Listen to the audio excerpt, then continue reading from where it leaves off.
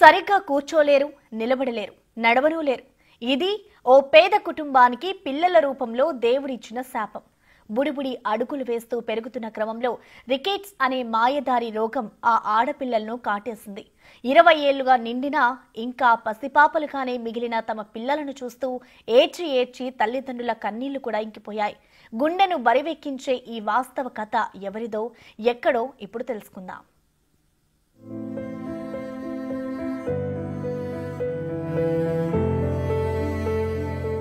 నిఖిత, నితిష అందరు చిన్నారుల్లాగానే బుడిబుడి అడుగులతో ఇంట్లో సందడి చేసి అమ్మా నాన్నల కంటి పాపలుగా కలల రూపాలుగా పెరిగే క్రమంలో అనుకోని ఓ మాయదారి రోగం రికెట్స్ రూపంలో ఆ అడుగులను కబలించి వేసింది. శరీర ఎదుగుదలను ఆపేసి కాళ్ళు చేతులను అచేతనంగా మార్చేసింది. దీంతో వీరు నడవలేరు, నిలబడలేరు, ఎక్కువసేపు కూర్చోలేరు, చేతులు కొంచెం కదిలించగలిగినా పట్టు తక్కువ. దీంతో స్వంతంగా తినలేరు. ఎవరో ఒకరు నిరంతరం వెన్నంటి ఉంటేనే వీళ్ళ జీవితం ముందుకు సాగుతుంది. ఇప్పుడు ఈమె 21 సంవత్సరాలు ఉంటుంది మేడం, ఈమె 20 సంవత్సరాలు ఉంటుంది. పిల్లలు పుట్టినప్పుడు అందరిలాగానే మంచిగానే ఉండే. చిన్నప్పుడు 2 ఏళ్ల వరకు మంచిగా ఉన్నారు, మంచిగానే ఉండే. వాళ్ళు పెరుగుతున్న కొద్దీ ఈ చెస్ట్, ఈ బొక్కలు ఎక్కువై, ఇవన్నీ ఎక్కువై, వాళ్ళు ఏజ్ ఎక్కువైనా కొద్దీ బరువు మీద పడి ఏం చేసుకోలేకుండా అయిపోతుండ్రు. స్కూల్కి వెళ్ళిండ్రు, ఒక 4th క్లాస్ వరకు వెళ్ళిండ్రు, మంచిగానే వెళ్ళొచ్చేది. తర్వాత ఇక మొత్తం మేమే చేసుకోవాలి. అసలు ఏది లేదు, మాకు నిల్వ నీడ లేదు, చెప్పులు కుట్టుకుంటాం మేము, ఏం లేదు జీవనాధారం. వాళ్ళతోని వాళ్ళని ఇబ్బంది అయిపోతుంది. 20 ఏళ్ళ నుంచి ఇదే చేసుడు, ఇదే చేసుకుంటానే. నేను లేకుంటే వాళ్ళకి వెళ్ళదు. పిల్లలకు తల్లి లేకుండా ఇక ఎక్కడికి వెళ్ళేది లేదు. మేనరికం అని అంటారు కదా, దేనివల్ల అని అంటారు కదా, అట్లా కూడా కాదు. మేము దూరం చుట్టంలోనే చేసుకున్నాము. ఇంకోటి, వీళ్ళు పుట్టినప్పుడు మంచిగా పాప మంచిగా అందరూ క్యూట్గా మంచిగా ఉండేది. 1-2 ఇయర్స్ అయినాక 1 ఇయర్ అయినాక మ్యారేజ్లో తెలిసింది. ఇక్కడ చెస్ట్ ఎత్తు కావడం వల్ల, అరే ఏంది మీ పాపకి ఎత్తు అయింది ఇడా అది అని చుట్టాలు చూస్తారు కదా, వాళ్ళు చెప్పారు. అప్పటి వరకు అనుకోలేదు మేము. ఆ 1 ఇయర్ లోపల ఈ పాప కూడా కడుపులో ఉంది. అయితే మేము ఇలాంటివి అనుకోలేదు. ఇట్లనే ఇక ఎట్లయితే దేవుడు ఇచ్చినట్టు అని మేము అనుకున్నాం. ఇక అనుకొని ఇక వీళ్ళకు చూసుకోవడం, వీళ్ళు అలసిపోవడం, ఇక కొంచెం వీక్నెస్గా ఉండడం అదంతా జరిగింది. మధ్యలో జరిగితే ఇక వాళ్ళని హాస్పిటల్లో తిప్పడం అప్పటి నుంచే స్టార్ట్ చేసినాం. ఏం స్టార్ట్ చేసినా కూడా వీళ్ళు పోగానే ఈడనొస్తున్నాయి, ఈడ కాళ్ళు వస్తున్నాయి అవి అన్నప్పుడల్లా మేము వెహికల్ తీసుకొని పోవడము, వీళ్ళని హాస్పిటల్లో జాయిన్ చేయడము, ఆడ బ్లడ్ గ్రూప్లు అవన్నీ ఇవ్వడము. ఏది ఉండకుండా ఏది ఉండదు ఆడ ఎంత చేసినా కూడా. మేడం రికెట్స్ అని చెప్పారు హాస్పిటల్లో. వీళ్ళు రికెట్స్ ఇక వీళ్ళకు ఇంతే ఉంటుంది, వీళ్ళు ఇట్లనే ఎదుగుదల కూడా తక్కువ వీళ్ళకు అని చెప్పారు మేడం. ఇక మేము అనుకున్నాం హాస్పిటల్లో చూపించుడు అన్నీ కరెక్ట్గా ఉన్నాయి, కానీ ఇక్కడ దేనివల్ల అనేది మాకు కూడా అంత, వీళ్ళు చిన్నప్పటి నుంచి చేతులు కాళ్ళు వంకర ఇవన్నీ అయినాయి. అప్పుడు ఇదంతా ఇట్లనే, ఇక వీళ్ళు ఇట్లనే ఉంటుంది. ఇక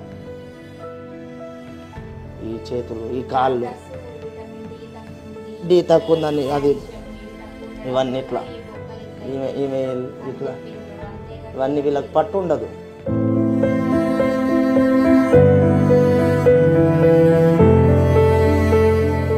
నల్గొండ జిల్లా మాల్కి చెందిన శ్రీనివాస్, అనితల పిల్లలు ఈ నిఖిత, నితిష.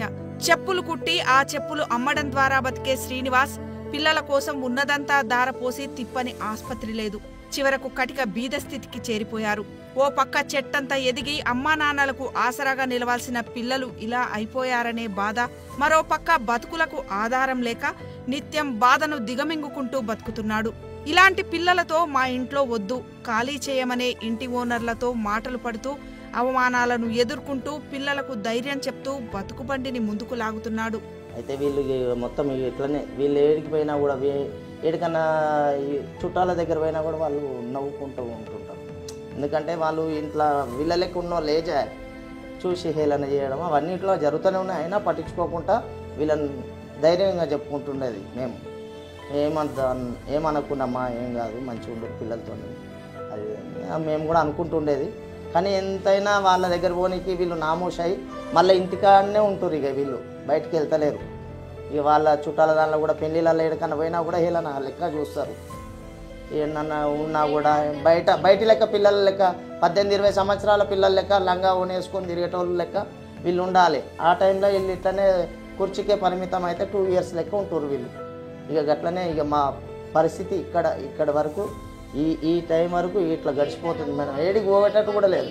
మేము ఎవరికన్నా చుట్టాల దగ్గరికి పోదామన్నా కూడా వాళ్ళ పరిస్థితిని వీళ్ళని ఎత్తుకొని మేము పోలేము. బస్సులల్లో పోదామనుకున్నా కూడా బస్సులలో వీళ్ళకి తిప్పలేము మేము. మా పరిస్థితి ఆర్థికంగా చాలా ఒక 20-30 లక్షల రూపాయలు వీళ్ళకి పెట్టినాం ఆల్రెడీ. ఎప్పుడైనా ఏమన్నా నొప్పి గీడని వస్తుంది అనగానే ఇక వీళ్ళు తట్టుకోకపోతున్నాను మేము మస్తు బాధపడేది. డైరెక్ట్ హైదరాబాద్ తీసుకుపోయేది, దిల్సుఖ్నగర్ తీసుకుపోయేది, అన్నీ మొత్తం టోటల్గా సిటీ మొత్తం వీళ్ళని హాస్పిటల్లో తిప్పినాం. లాస్ట్కు గాంధీ హాస్పిటల్లో కిరాయి లేకపోయినా కూడా పోయి వచ్చినాం మేడం. అట్లా 20 years ఆర్థిక ఇబ్బందులు చాలా ఉన్నాయి. తింటాందుకు కూడా లేదు. కిరాయి ఇళ్ళల్లో ఒకసారి ఉన్నాం మేడం, వాళ్ళు వెళ్ళిపో అని చెప్పారు మాకు. అయితే వెళ్ళిపోయినాం మేడం. కిరాయి ఇళ్ళల్లో కూడా వెళ్ళిపోయినాం మేము. ఎందుకంటే వేరే వాళ్ళు ఉంటారు కదా మేడం, ఏంటిది అసహాయించుకున్నారు.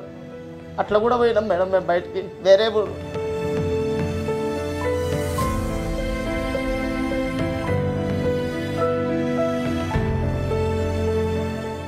ఆదుకునేటోళ్ళు లేరు మేడం.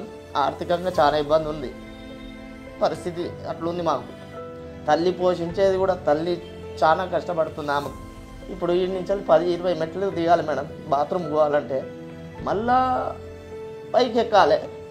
మేము ఉండం, ఒక్కోసారి బయటికి పోతాం ఏదైనా పని ఉంటే.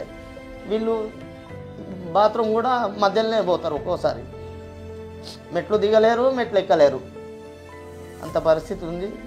బ్రతుకు తెరువు కూడా ఇప్పుడు ఇట్లా ఉన్నాం అంతే చూడడానికి.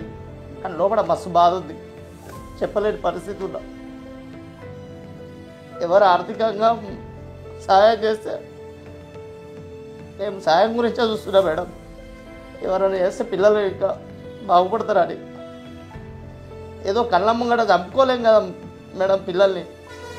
మాకు లేకపోయినా కానీ పిల్లలని మంచిగా ఉండాలని చూస్తున్నాం మేడం. ప్రభుత్వం నుంచి వెళ్ళి మాకు రేవంత్ రెడ్డి గారైనా సరే, ముఖ్యమంత్రి గారు మా ఉంచి దయ ఉంచి పిల్లలకు మా ఎమ్మెల్యే బాలనాయక్ గారైనా ఏమైనా తక్షణం సహాయం చేయాలని మేము కోరుకుంటున్నాం మేడం. మా పాపకి ఏదన్నా చిన్నపాటి జాబ్ లెక్క ఏదన్నా ఒకటి ఇస్తే వాళ్ళు భవిష్యత్తులో ఆమె బాగుపడుతుంది. ఇంటి నుంచి వెళ్ళి వర్క్ చేసుకోవడం. వాళ్ళ పని వాళ్ళు చేసుకోలేరు, అసలు ఏం చేసుకోలేరు. తినడం కూడా తినిపిస్తేనే తింటారు అంతే. ఇక వాళ్ళు ఏం చేసుకోలేరు. వాళ్ళ భవిష్యత్ ఏందో ఏం చేపిస్తారో మీరే చెయ్యాలి. ఏదన్నా దారి మీరే చెప్పాలి. వీళ్ళకు తిప్పి హాస్పిటల్లో తిప్పి అదైపోయినాం మేము. ఇప్పుడు తినడానికి కూడా తిండి లేకుండా ఇబ్బందే ఉంది, చాలా ఇబ్బంది ఉంది. 20 ఏళ్ళు ఇప్పుడు మంచిగా ఉంటే మంచి జాబ్ హోల్డర్స్ అట్లా ఉంటుండే.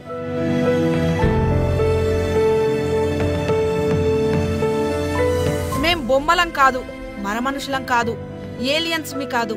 కానీ మేం ఇంటి నుండి బయటికి పోతే మమ్ములను ఇదే కోణంలో చూస్తుంటారు. కానీ ఇలా ఉండడం మేం చేసిన నేరమా? మేము ఎందుకు అనుభవించాలి ఈ శిక్ష? వింత మనుషులుగా గెలిచేసే చూపులతో గడప దాటాలంటేనే భయపడిపోతున్నాం. నిత్యం 4 గోడల మధ్యన ఇంట్లోనే ఉండిపోతుండటంతో కబలించి వేస్తున్న నిరాశతో అవస్థలు పడుతున్నామని, మా భవిష్యత్ మాకే అర్థం కాకుండా ఉందని ఆవేదన పడుతున్నారు ఈ అమ్మాయిలు. 21 ఏళ్లు వచ్చినా ఇంకా 2 ఏళ్ల పసిబిడ్డల్లా మా తల్లిదండ్రులకు భారంగా ఉండలేకపోతున్నామని, ఏదైనా ఇంటి నుండి చేసే ఉద్యోగం ఇప్పించండి బతుకుతాం అంటూ ప్రాధేయపడుతున్నారు ఈ అమ్మాయిలు. వారి వేదన నిండిన మాటలు ఎవరికైనా కంటతడి పెట్టిస్తాయి. Rent హౌస్లలో ఉండనిస్తలేరు madam. మమ్మల్ని చూసి మా మమ్మీ వాళ్ళని కూడా కాల్ చేయమని చెప్పేస్తున్నారు. ఎక్కడ మాకు సొంతం ఇల్లు లేదు. మా మమ్మీ వాళ్ళు చెప్పులు కుట్టుకుంటూనే ఉంటారు.